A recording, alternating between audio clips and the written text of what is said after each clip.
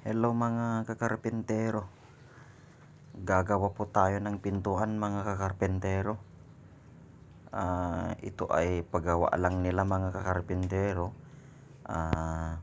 Ang kahoy po niya ay nara mga kakarpentero. Ayan. Kung po mga kakarpentero, hindi na natin ibabarnis. Yun po ang gusto ng may-ari. At ang gusto niya, i-install na rin natin mga kakarpentero. Pag na-install na natin, babarnisan na lang niya doon sa kanilang bahay mga kakarpentero. Ayan mga kakarpentero, fast forward na tayo mga kakarpentero. Ayan, magkakanal na tayo mga kakarpentero.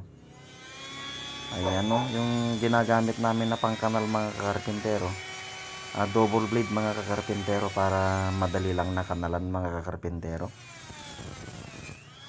At saka yan mga kakarpentero, nagkakanal na tayo ng ating panel mga kakarpentero. Bali ito po ay may stone cut siya sa gitna. Bali yung design niya mga kakarpentero, piano type din yung design niya mga kakarpentero. Ayan. Bali yung spacing natin mga kakarpentero, hindi na tayo naglagay ng slots mga kakarpentero. Bali ang ginawa natin, direct na yung ginawa natin na spacing niya mga kakarpentero. Hindi na tayo naglagay ng spacing niya na slots. Bali direct na sa niya, panel niya mga kakarpentero. Pinasyadaan na lang natin, tapos nakakanal po yung isa mga kakarpentero. Ayan, mag-a-assemble na tayo mga kakarpentero. Malapit na tayong matapos mga kakarpentero. Ayan, ready for leha na tayo mga kakarpentero. At saka yan, magsasander na tayo mga kakarpentero. Ayan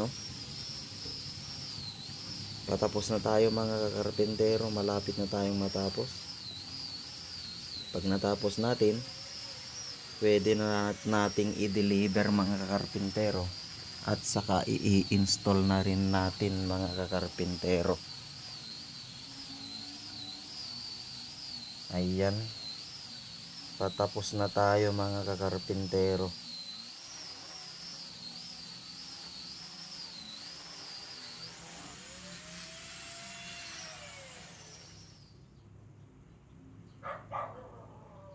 At saka yan mga kakarpentero, installed na siya. Thank you for watching mga kakarpentero.